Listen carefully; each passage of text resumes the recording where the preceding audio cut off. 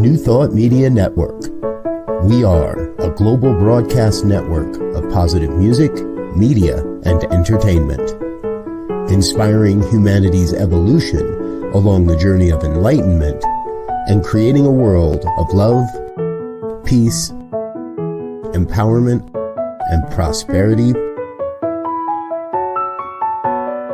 for all. New Thought Media Network. Positively inspiring.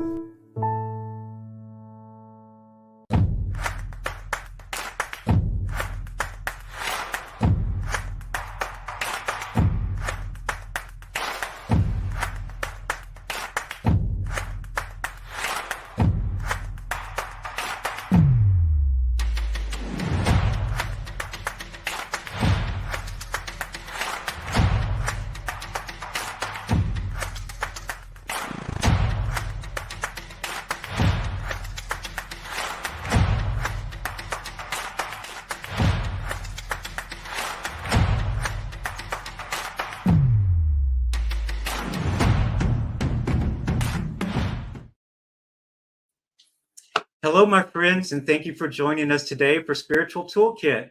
My name is Brock Ford, and I am your host. And joining me on the team is producer Peter Millar and our New Thought Media Network founder, Robert Brzezinski. The idea for this show came from my sincere desire to be of support and a voice for the disenfranchised, the struggling, and hurting people within my reach, to offer spiritual and ethical practices that helps others transform their lives, relationships, and careers. And it's my hope that we can support others on their path to their passion, their dreams, and their best life, building a bridge of understanding, healing, and thriving for all. So we will have guests from all walks of life talking about real life and navigating its twists and turns and living triumphantly. So today, my guest is Mr. T.J. Woodward, an inspirational speaker and educator who enlightens and entertains the audiences around the world. Utilizing his captivating and authentic style, he assists people in changing the way they exist through his informative and dynamic talks and training.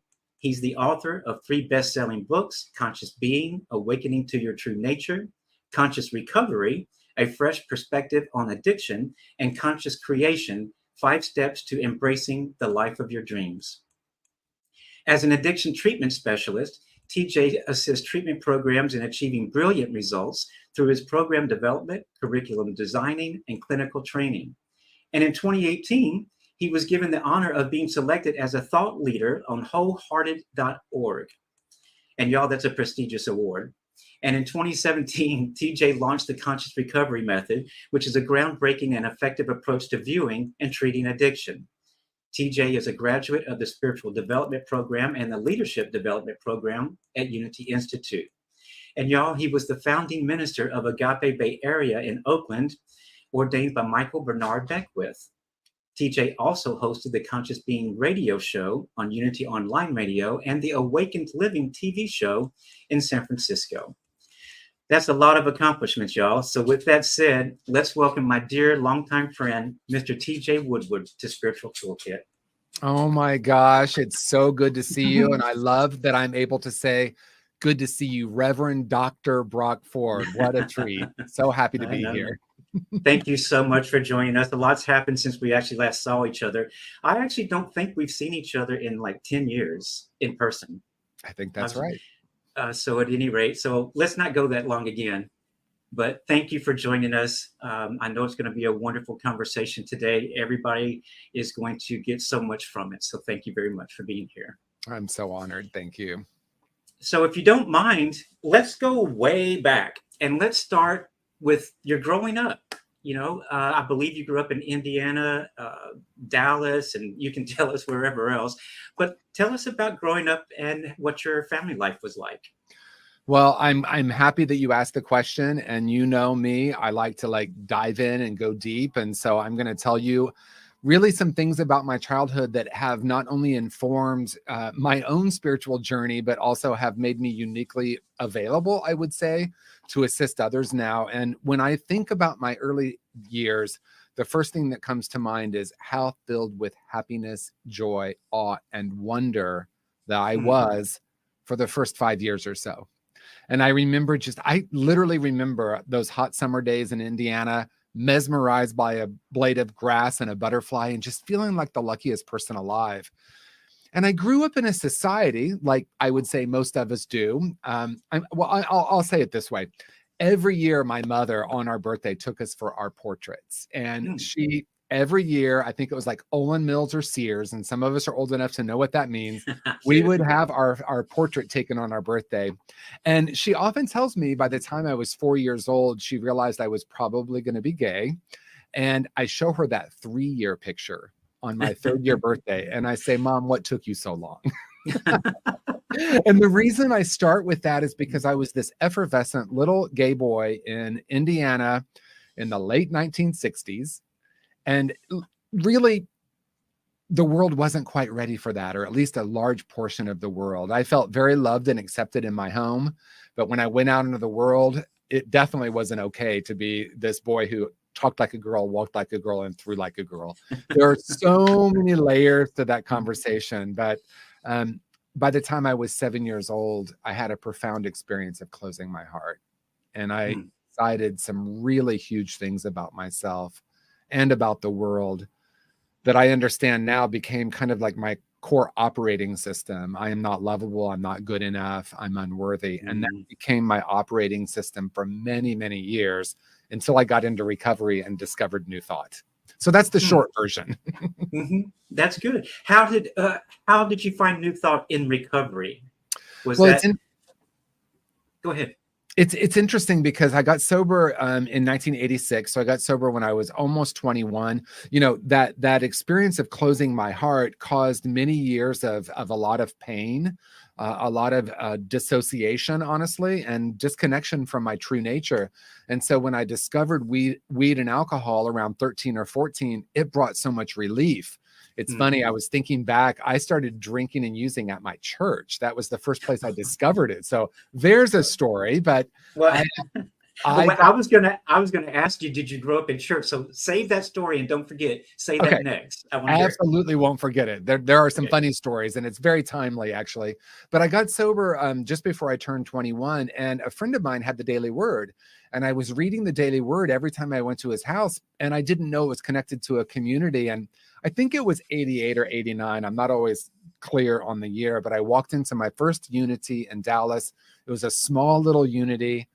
I felt like I had arrived home for the first time, and everything I was reading in Daily Word just rang true for me. So when I found that community, it was as if I had come home. Speaking of Dallas and Unity, did you go to the one on Greenville or the one on Forest Avenue? I went to the one on Greenville. See, you know these. So the one on Greenville was a smaller community, very, very sweet. I don't even remember their name, but it was a married couple who were the ministers, and then their daughter was the musician, and it was just such a beautiful experience. I moved to Dallas in December 16th, 1996, I believe it was. No, that's when I moved to San Francisco. I moved to Dallas in 1987. Wow. And it was 1987. And because I knew Unity and grew up in Unity, I looked for the Unity Church, and I went to the one on Greenville. So I don't know if you were there then or not, but it was a husband and wife, older husband and wife minister team. Oh my goodness, we were there together because I moved to Dallas. Well, I got sober in 86. I moved to Dallas in 83, and I moved to San Francisco in 91. So in 88, 89, and 90, I absolutely, during those years, certainly 90 and 91, I was at that little Unity on Greenville, and I just loved it. I had a small group of friends, and we went to Unity every Sunday, and then we would go to the San Francisco Rose on Greenville for brunch and talk about what we learned. And it was also new for us, and it was just a time of great enthusiasm. Well, how amazing our lives pass. Yeah. Wonderful. And speaking of Unity, what church did you grow up in? You said you did grow up in church. What type of church was that, and what was that experience like? I grew up in the Episcopal Church, and I grew up singing in a very traditional men and boys choir, like a very English style. And it's kind of funny that we're talking about this today because I'm going to London tomorrow for the first time since I was there singing, when I sang at St. Paul's Cathedral, Westminster Abbey, Canterbury Cathedral. So I'm going to go visit all those places this weekend. And it's really What I loved about growing up in that church is I wasn't really picking up on anything that was being said, but I remember the felt sense, the energy. I was very much about the music and about the experience. And if you know anything about the Episcopal Church or the Church of England, I call it guilt-free Catholicism. I know it's probably not really fair to say that, but I didn't grow up with this idea of a punishing God. What I did grow up with is a sense of comfort when I was at church. So it's always been kind of a place that feels safe and comfortable for me. And I know that's not everyone's story, which is sad to me, but it certainly was my story. I think I grew up in a Southern Baptist family. My grandpa was a preacher. But at any rate, I remember I was dating an older guy in Memphis before I left. And he was an Episcopalian. And so we went to St. Mary's Cathedral in Memphis, and I would go with him occasionally. I loved all the pomp and circumstance and whatever you call it, and the incense and all those things. I loved going there. I felt so at peace in the cathedral. Yeah, I loved it, but it wasn't anything like my Unity teachings that transformed my life. That's right. Yeah. I mean, when I think about it now, I think just like you, I loved the pomp and circumstance, and I grew up singing in the choir in the cathedral in Indiana. And it was just this beautiful thing. My dad had been in the choir since he was a kid. And so there was this long tradition, and tradition is such a great word, to attach to that religion. And I certainly wasn't getting the message that I heard when I walked into my first Unity that really rang true with my soul. Like, this feels true. There's one power and one presence. The truth of who I am is infinite. These ideas that were definitely not being taught at the Episcopal Church. Yeah. Yeah. It was freedom for us when we heard that. Yeah. And not only freedom, but when I first heard that I'm one with God, and that everything is okay with me, it was an unbelievable release for me. And I'm sure it was that way for so many people when they first heard those words at Unity. So praise God for Unity. Yeah. Well, and I know your one focus of your show is diversity. And obviously as a gay boy growing up in the Episcopal Church, I feel very, very fortunate because my first gay role models were older men who sang in the choir, who were very kind and loving. We had an openly gay priest growing up. And, if I think back, that was Indiana in the 1970s. It's kind of remarkable, really, that was my experience. And then, I have the opportunity of meeting people who, unfortunately did not have that experience, that were taught there's something fundamentally wrong with you because you're gay and you're going to hell. I know people who went to conversion therapy. So there are so many layers that I didn't experience, and I'm really grateful. And at the same time, what I love about Unity and other New Thought traditions is it can be such a place of healing for people who grew up with those messages, to have a new experience of what we call God, or a new experience of spirit. So true. When we first hear that we're okay and that God loves us no matter what, it's very enlightening. At least it was for me. So enjoy that. Let's talk a little bit about, you went from Unity to, as I said in your bio introduction, to Agape. Tell us a little bit about that switch. And I know that I visited your church in Oakland a couple of times when you were there. Yeah. And it was a very sweet community there as well. But tell us a little bit about your transition to Agape. And I know you have a wonderful relationship with Michael as well. A lot of people probably love to hear about that. But tell us about that a little bit.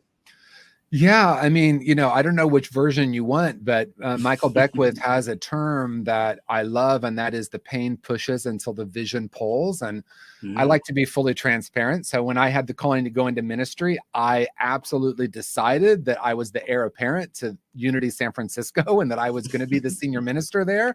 And let's just say the universe had different plans, and it was a painful time in my life, and it was a transformative time in my life. And I look back now and I have a great awareness or an understanding of what we call chemicalization. And if someone's not familiar with that term, it simply means our consciousness is raised to a higher level than we are currently operating. And when I had the calling to go into ministry, I went to our then minister, Reverend Maureen Bass, and I said, Maureen, I have kept this for a year. without telling you, but I've had the calling to go into ministry. And she said, "Oh dear, are you sure you're ready for that? Just fasten your seatbelt, darling," with her Southern accent. And that was the experience for me, because what had happened at that time of my life, and, I won't go too deep into the details, but I had kind of forgotten the truth. And when I say forgotten the truth, I had really built a lot of my life in a very egoic way. And full transparency, I was using Unity principles to manifest more stuff, right? I had this successful business. I had the house on the hill in San Francisco. I had this thing of wanting to look good again. And when I had the calling to go into ministry, I had an awareness that a deepening would be required. And I even had an awareness of some of the way I was living my life was probably not going to be congruent with my new awareness of how I wanted to be in the world. And so there was some difficulties there. I was ultimately, I was president of the board at Unity San Francisco for a long time. Then I became ministerial associate. When I went back to ministerial school, I attached. That was going to be what I wanted. I wanted to be senior minister, and it just didn't work out that way. And so through discernment and through trusting vision and through some painful experiences, I started an independent New Thought Center in 2012 that was called Awakened Living. And we did that for 4 years until Michael Beckwith reached out to me and asked me if I wanted to be the first satellite of Agape, which is obviously a massive honor, and so much congruency in consciousness with Michael and his teachings. Of course, it was a yes. So we affiliated with Agape. I became ordained through Agape during that time. And for the next 3 years, then I was the senior minister of Agape Bay Area.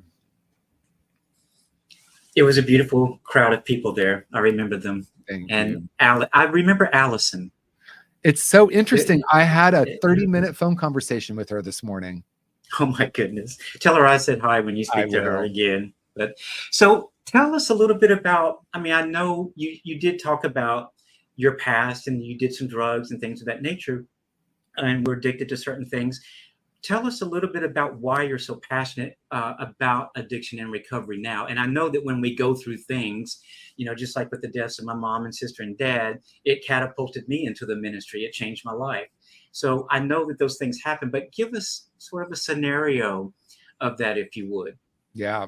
Well, around the same time, I went back to school. I went to school at Unity Institute, and that was a 5-year process. I believe it was like from 2005 to 2010. Around that same time, in 2008, I started working in the addiction treatment field. And at that point, I was a little over 20 years sober.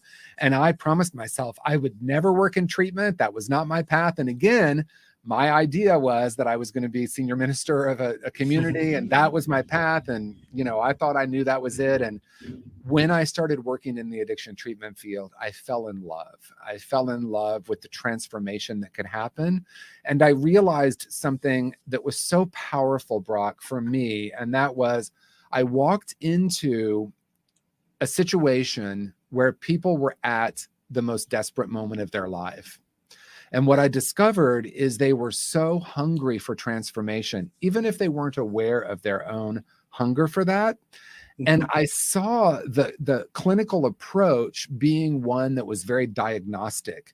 What are your symptoms? What is your diagnosis? And how do we treat? And I came in the midst of being at Unity Institute, in the midst of this transformation, in the midst of my life kind of falling apart, and me realizing there was a much deeper awareness and a deeper approach to living life. And I came in asking the question, what if our clients aren't broken? What gets created when we look at them as their diagnosis or look at them as broken in some way? And so I came in asking the question, how do we help them or hold a space for them to remember their own divinity?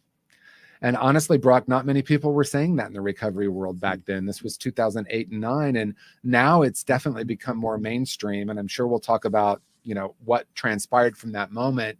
But I just fell in love with the work, and I fell in love with being a voice for, simply said, bringing new thought principles into the addiction recovery space. What a wonderful thing that is, TJ. I'm so proud of you. And so glad that you're doing that and bringing that service into the world, because I know that I went to a couple therapists back in my 20s and even in my 40s, and I didn't go into any kind of treatment or a recovery type program or anything like that. Mine wasn't about that, but it was, all of the treatment was so clinical. Yeah. And it seemed so foreign to me. And I knew even at that point that it really needed to come from within me. Yeah. And from within and out. And but I didn't understand how that all worked at that point. I know that what you're doing is groundbreaking. I don't know of any other out there, not that I look it all up or anything, but I have not heard of anyone that's bringing the new thought principles, the Christ Jesus principles, into the recovery program. So kudos to you for doing that. Thank And you. what a blessing. Yeah, thank you, Brock. I really feel passionate. I think the clinical work is important. I'm thinking of a Buddhist proverb or an Indian proverb that says we're a house with 4 rooms: physical, intellectual, emotional, and spiritual, and that it's important for us to spend time in each of those rooms. And I think so many, like you said, when I went to therapy too, like I had a therapist and she was wonderful, and I was able to see patterns in my life and understand, you know, the traumatic events that led to why I was the way I was, but I didn't really know how to actually transform those things. I had an intellectual understanding, and not all therapy, but some therapy lives in the mind, which can take us really far. But then there's the spiritual piece. And when I say spiritual, I mean reconnecting with our true nature, you know, knowing that we're a spark of divinity. That's not something that's always explored in recovery circles. So when I started conscious recovery in 2017, 18, it became my life's work to bring this message, and more than a message, an experience for someone to recognize or recognize their own true nature. So how do the people that are attending process or think about, or what do they say when they hear the new thought principles that you're talking more about within and spiritualness versus pills or therapy or something? How do they respond to all that? Do they know about that, or is this all brand new to them? It's kind of a mixed bag. I mean, one of the things that I realized when my book came out, which was 2017, a lot of therapists would read it and say, oh my gosh, this is really what I do. I really do behold the perfection in my clients, but that's not really what's taught in school, right? And so there's amazing schools that are doing this work, like CIIS in San Francisco, and there's one here, Santa Monica College, where they really are doing depth psychology and spiritual psychology. So what's happening right now, and what I love, I'm thinking of a couple of friends of mine who are very much science-based, and I come in, the spiritual guy, and we're coming to the same conclusion. And that conclusion is, if we disempower people through looking at them as broken and telling them that there's something wrong with them and they need to somehow fix themselves, we're not getting the same effect as what if you have the power within you to heal. And recovery is about what needs to be unlearned and dismantled so that you can return to your true nature. It's a very exciting time, I think, to be alive. And I'm so grateful I'm a part of this shift in awareness within our field. Peter's got a question, I believe. Peter, you want to speak up? Hi. Yeah, TJ, I find this fascinating. If, as I understand it, the predominant model for recovery in America is 12-step. And my understanding of 12-step is that there is a religious component. There's, you're helpless, you've got to give yourself over to God. I know that in more modern thought, they say, well, God can be however you perceive it to be. But the original 12 steps reference God several times. Yeah. And unity, as you guys have been talking in New Thought, is the divine exists within us. It's not externalized. How does your work mesh or not mesh as well with the 12-step models? I love your question. And I'll start with talking about the brilliance of 12-step and how, talk about groundbreaking. This is in 1935, these guys came up with something from the Oxford movement, which was kind of part of the Episcopal Church, interestingly enough, that was something profound, because at the time, the model was you're morally deficient people, right? People were being locked away in insane asylums. That's what they called them then, because of their addiction. So for them to come along and say, you're not a deficient person, you have a disease, that was groundbreaking. And so the idea that we surrender to a God up there and out there also was something that was really very innovative and new at the time, because people were trying to heal addiction with no spirit at all. So I start with that by saying, yay, 12 steps, saving millions of lives over the years. I come along with conscious recovery, and I'm always very careful to say, my intention for conscious recovery isn't to become an alternative or a support group. It's an additional resource for treatment programs, for people in recovery. And honestly, when the book came out, before I developed the whole system of care for treatment programs, the number one group of people who were reaching out to me and saying, oh my gosh, thank you, were people in 12-step recovery, 2 years sober. I just kept hearing it over and over and over again. Wow. And it's because they had gone really far with 12-step, but they knew that there was something more spiritually for them to connect with. And they also knew there was something deeper to heal within themselves. Because with conscious recovery, I'm very curious about how we heal the underlying root causes of the addiction, not just treat the symptom. Okay. Thank you. Yeah. Thank you. Thank you, Peter. You're welcome. I'll let you two continue now. Thank you. Well, and just another thing with that, it's like, I think in some ways the concepts in conscious recovery might seem really counter to 12-step. And in other ways, they're very congruent, right? So like the idea of there's something wrong with me and I need to surrender. My version of that in conscious recovery is much more of a new thought approach. And that is, when I have separated from my true nature, right? Okay. When I separate from my true nature, I believe I'm broken, and then I act broken in the world, right? There's a focus on character. Okay, see, now that rings the bell for me. Yes. I know some people in 12-step programs, and especially early on in their recovery. A very dear friend of mine is years and years and years, and he is not like this now, but so much self-defining based on what he was seeing in 12-step. And I understand it was very supportive for him to stop drinking, but it was, wow, you're really defining yourself externally now. And that was uncomfortable to see, because I do like these principles where we can envision and manifest our destiny. But of course, that's like a varsity level skill to be able to do that. And so I'm sure there's steps, no pun intended, before the embracing one's own divinity and using that, being empowered by it. Exactly. And I love what you're saying, because that was me. When I discovered recovery and I went to 12-step meetings, I thought it was the one and only answer, and I was proselytizing. It was the one and only answer. Right. And I bought everything that I heard in every meeting.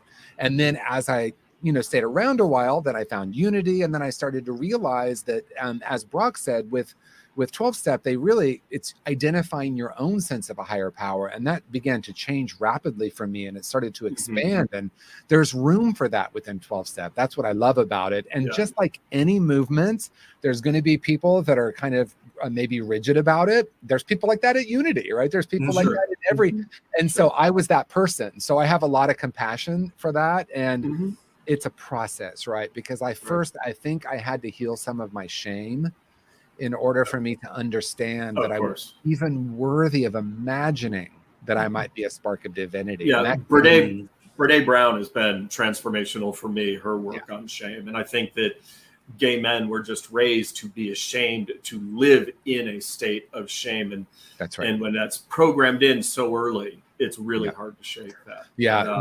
With conscious recovery, I identify the 3 root causes of addiction as unresolved trauma, spiritual disconnection, and toxic shame. And when I think about gay men, or anyone in the alphabet, if you will, anyone in the community, I know it's changing, but for any of us of a certain age, we have all three of them. It's almost an automatic, right? Even though I didn't grow up in a church that was telling me there's something fundamentally wrong with you, I did hear that at school. I did get called the F word on a daily basis, right? So like, I didn't not absorb the shame of just being who I am. So I agree completely. Healing that is so important for us.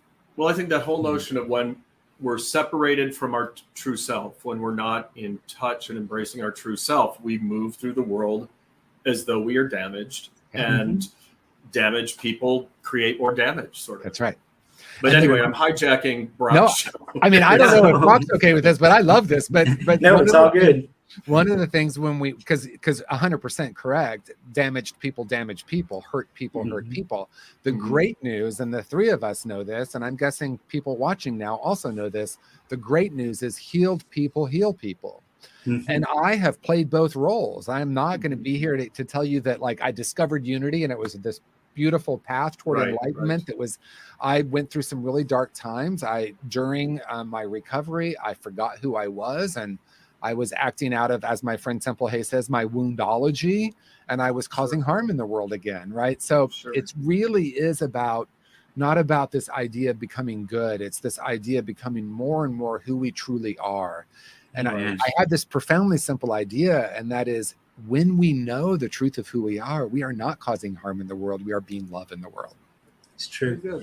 It's true. And let's take what you just said, we are being love in the world, not causing harm, because right now, let's take that into our process, into our hearts as we go into a break. Peter, we need to take a break for a few minutes.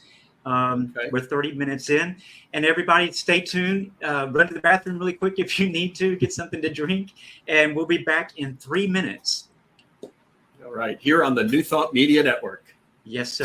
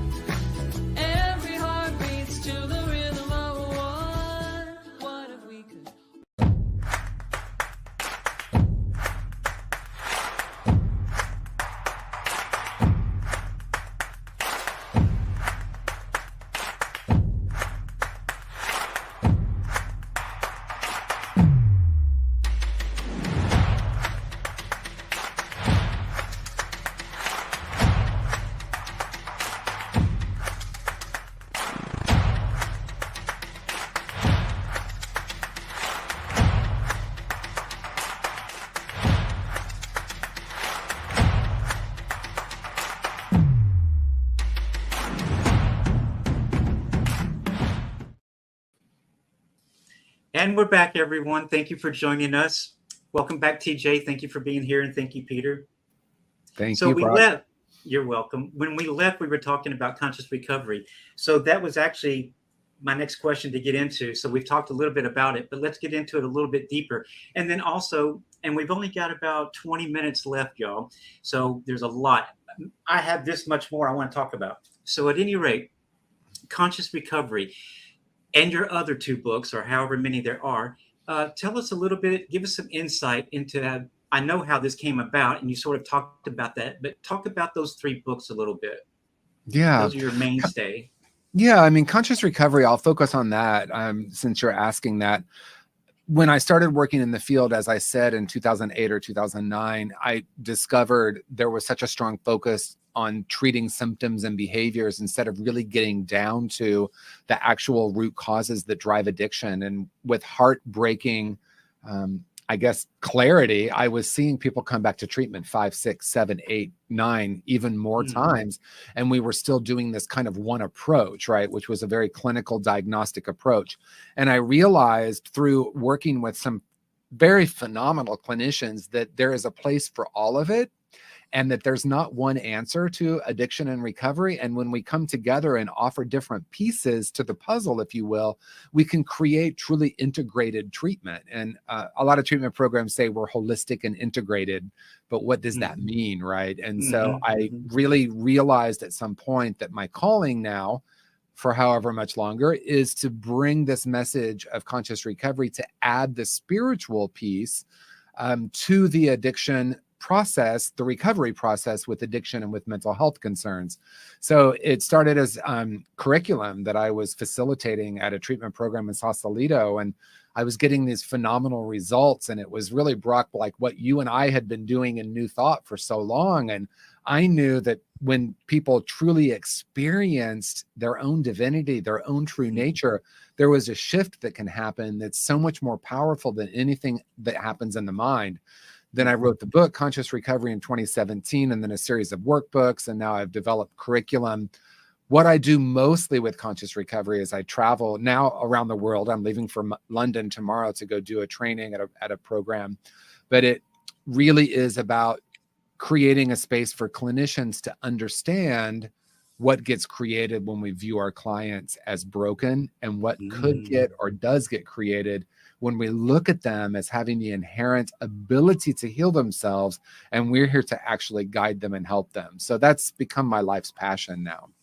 But you know, what came to mind just then was that you are supporting the supporters. Yes. You know, the people that are in the work. And that's what Martha Creek does. You know, she says that she is there to support the ministers doing the work. So what a wonderful thing, TJ. Thank you. As a matter of fact, each year I create a theme for myself, and this year's theme is Healing the Healers. Conscious Recovery has an annual conference every year, and it's coming up in 2 weeks in Orange County. And the theme for this conference this year is Healing the Healers, the emergence of authenticity.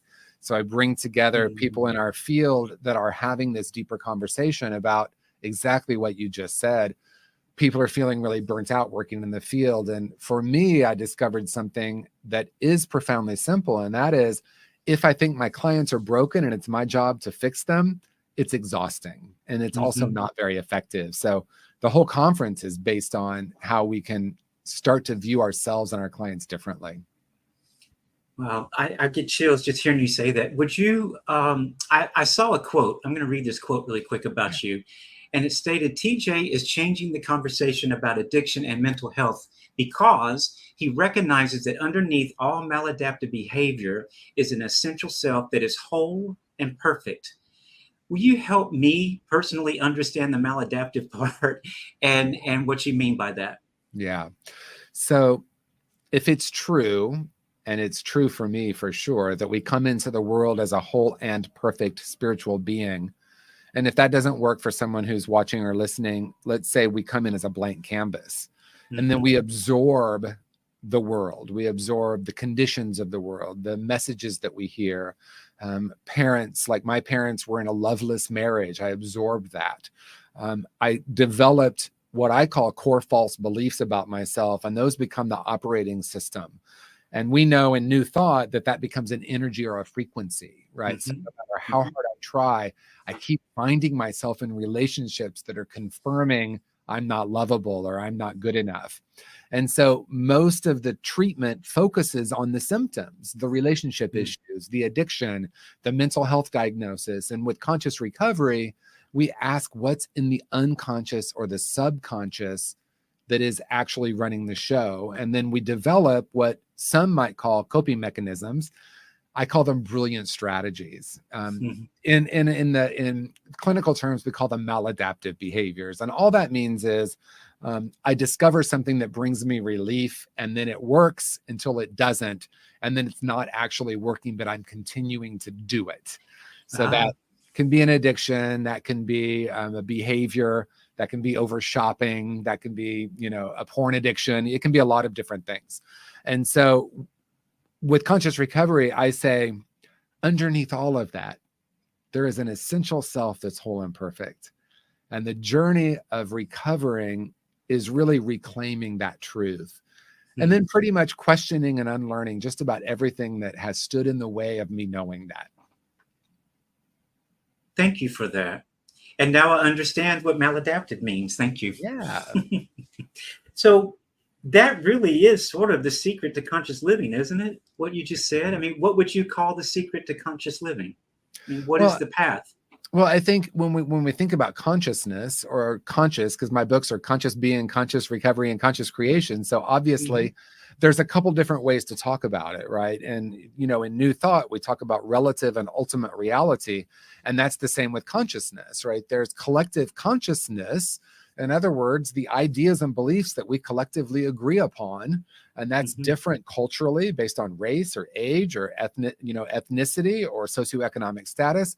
But we get taught things that become our operating system, if you will, or the way we see the world. And that's relative consciousness. What affects that is, as I was saying before, what gets trapped in the unconscious. And I love what Carl Jung said. He said, until we make the unconscious conscious, it will direct our life and we will call it fate.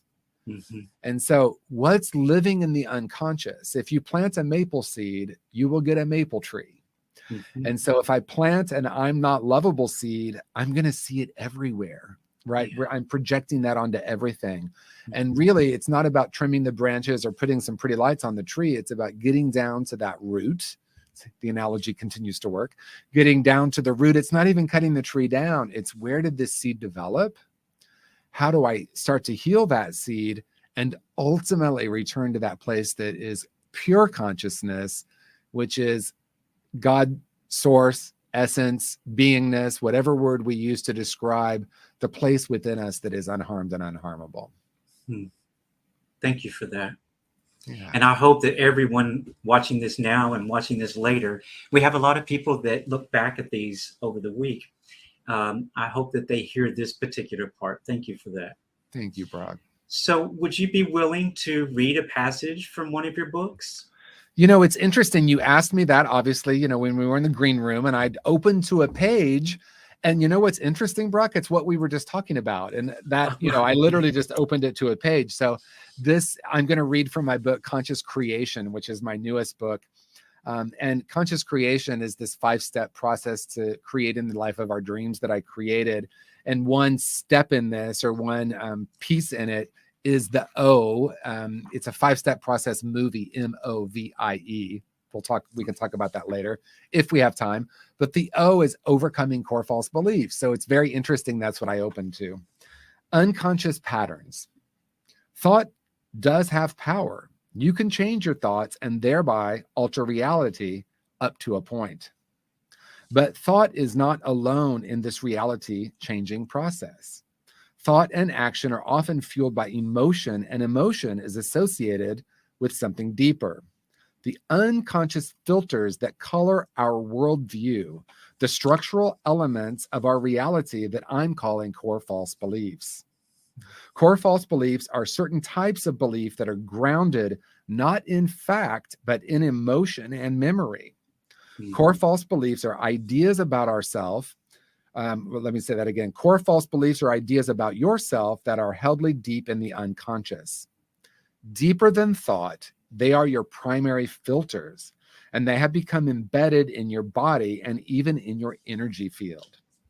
These beliefs are what have produced and written, cast, directed, and filmed the old movie you're now trying to transform. And unless you acknowledge that producer, become aware of it, and start to evaluate the way it works, you won't be able to write a new script, much less put it into production. Unless you get down to these beliefs and bring them into conscious awareness, these unconscious beliefs will be in charge, not you. And isn't it interesting that that's exactly what we were just talking about? It was. It's all divine order, right? Absolutely. And that was very powerful, what you just spoke about. And I wrote down primary filters. I want to remember those two words. Thank you for that. Thank you. And do you have that book with you right now that you just read? I do. Hold it up so they could see there we go. If you can see, it's Conscious Creation. It's a movie projector, because the idea of the book is that we're projecting onto a blank screen or a blank canvas and calling it reality. And when we're using those primary filters, whether that's, I had this very interesting thing in my 20s. I had a core false belief that I was unlovable, but I also had a core belief that people were going to like me. So I walked around in the world with everyone liking me, but I just couldn't connect to someone actually loving me. So that's what we're talking about. That's the projector. And as our friend Byron Katie says, we walk around with a piece of lint on that lens, and we see it everywhere, and we think it's happening in the world, but it's really about clearing that lens. As a matter of fact, I opened this book with that paragraph from her book, Loving What Is, because her work has been so transformational in my life. It has for me too. I want to chime in here for a second. I went to your website, TJ, and I think there's three of your books there: Conscious Recovery, Conscious Creation, and Conscious Being. I want to make sure people see that. I'm definitely interested in reading these. And I wanted to chime in. Are you familiar? It was written maybe 2 years ago, I think, maybe 3. A book called What Happened to You. It's a collaboration of Oprah Winfrey's, actually. And let me find the other author. If it's who I'm thinking of, it's very interesting. I was just reading her post about it yesterday. Bruce Perry is the other. Yeah. Because that I'm fascinated, and just like I'm sure everyone who's watching and who you've spoken to, it's really can be an excavation process to really get down to those messages we learned, that it's the seed under the soil that's growing. We don't even know. And I found, I've not read the entire book, but I found a lot of passages in that book and a lot of the explanation about how we are programmed from a very early age. And the author, Perry, talks a lot about how as children, as babies, as newborns, we are sponges. We absorb everything because that's our job, we're new in the world. We got to figure it out. And how, unfortunately, we're not always exposed to positive, reinforcing, loving messages and things like that. And so I suggest it to people who are fascinated by what you're saying right there. And if they want to even go further and learn some stuff about it, it's a very informative resource. It sounds like there's a lot of congruency there. I mean, it's interesting. There's two things that are coming to mind as you're speaking. One is, if we look at brain development as a very small child, our brains aren't even developed. So we don't have the cognitive ability to understand what's happening. We are purely absorbing energy. And so sometimes when I say 80 to 90% of the way we communicate is through energy, if anyone has pushback on that, we go to the brain science of it, right? Because that's why we know that trauma that happens in the first 5 years of life can often be more significant than later traumas, because we absorb. Like a very small child who is sexually abused, for example, believes it's their fault somehow. or that they Sure. did something wrong, or that they are wrong. And it's because our minds at certain developmental stages are, if mommy's mad, I'm bad. If daddy is absent, I'm unlovable. It Yeah. doesn't need to make cognitive sense. And I come alive with this conversation, because what happens is so many of the approaches or the ways we try to frame it is we try to change our relationship with these core false beliefs through the mind, but they Right. didn't originate in the mind. They originated in the body, in the psyche, in the spirit. And what I add to the entire conversation that you just said is, yes, and in addition to that, there's a place that's unharmed and unharmable. There's a spiritual essence about you. And when we connect with that, and we didn't really ever disconnect, but when we develop a relationship with that part of ourselves, that makes the healing of all of this so much different than if we believe we are our trauma. And so that's why, I could talk for a whole hour on trauma healing, but a lot of times we think people aren't ready to heal the trauma because they think it's about going back and re-experiencing the trauma, but they also believe that they're fundamentally broken because of the trauma. And I'm saying, what if that's not the whole story? Yeah, right. No, I think that's fantastic. I think that, and my recollection of what I read in this particular book is it does take some of the more clinical sort of look at it, and that element that you're speaking about is just such an important part of making that leap from I'm damaged to, oh no, I was exposed to damaging thoughts, but I'm still resilient. Yeah. And that's where we Exactly. could say a part of me feels damaged. A part of me feels wounded. We don't want to pretend like that's not true. I mean, Brock, you and I have been around long enough to know that we can do a spiritual bypass where we just say, oh, that didn't hurt me. I'm whole and perfect and everything's great. God is who I am.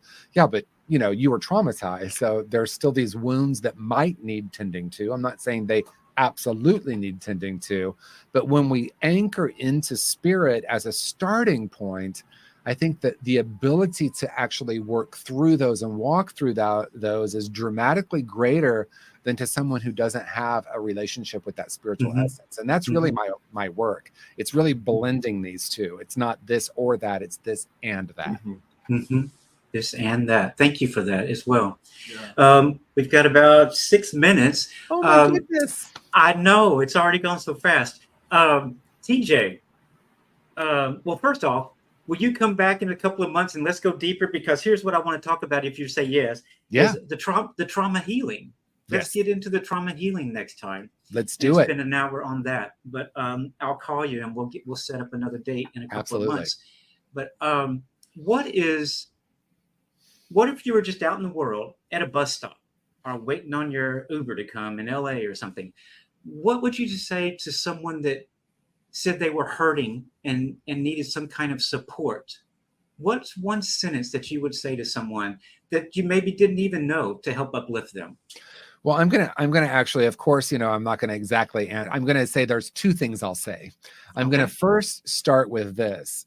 No matter what has happened to you, no matter what you have done in the world, there is a place within you that is whole and perfect and that is unharmed and unharmable. And you deserve a life filled with love, joy, and connection. You came into the world as a precious, beautiful being, and that's still who you are. And your journey now is a journey of remembering that. That's one piece. And then the second piece is a more practical piece, and that is find a community who supports that. That has been life-changing for me. It's very popular to say, find a like-minded community. I don't even know if you need a like-minded community. I think it's more about a community of people dedicated to knowing that truth. I have friends who have very different points of view about any political issue. Just name one. We would probably find a way to disagree. And at the heart of it, we know that who we are is infinite beings. And when we find a community of people dedicated to seeing that and knowing that, that might be a unity community. It might be a Centers for Spiritual Living. It might be a 12-step meeting. It might be a support group. We're not sure exactly where we're going to find it, but that has been the most transformational in my life.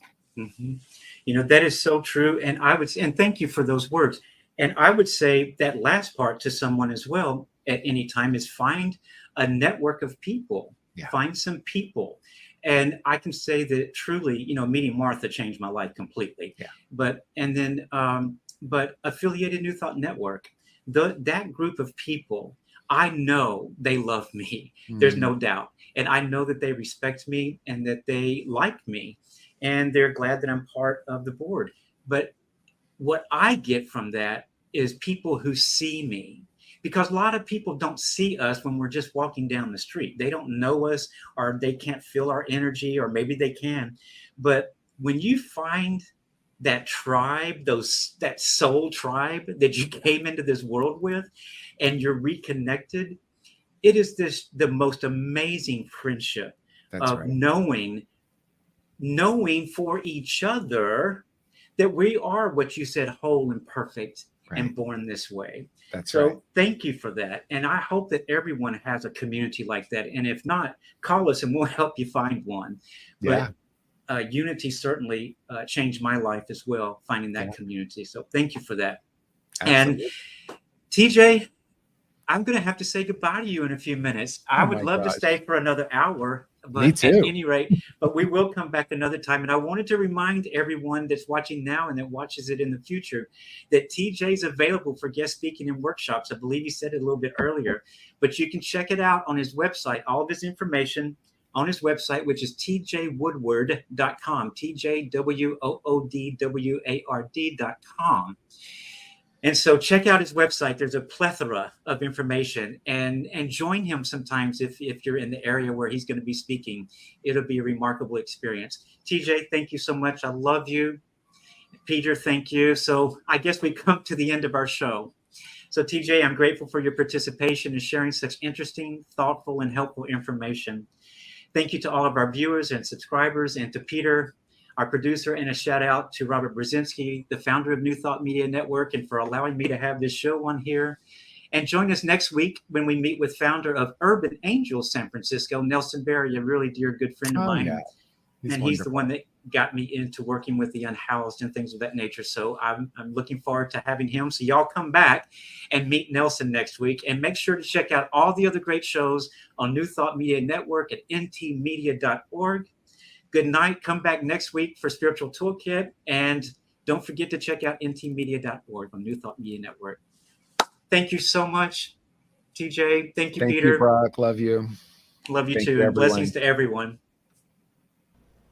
Please help us say thank you to our organizational sponsors, including the Hepperlin Foundation, Affiliated New Thought Network, International New Thought Alliance, Science of Mind Archives and Library Foundation, Center for Spiritual Living Denver, Center for Spiritual Living Midtown, New Thought Philadelphia, Planned Happiness Institute, Summit Center for Spiritual Living, One Heart Retreats, Center for Spiritual Living on the Lake, Unity Spiritual Center Kitchener, Home Center for Spiritual Living, La Mesa, Satya Center, Center for Spiritual Living, North Jersey, Unity of Savannah, and Center for Spiritual Living, Seattle, as well as all of our individual donors. Thank you for making New Thought Media Network a place to be. Please come be you. And remember, like, share, and subscribe. New Thought Media Network, positively inspiring.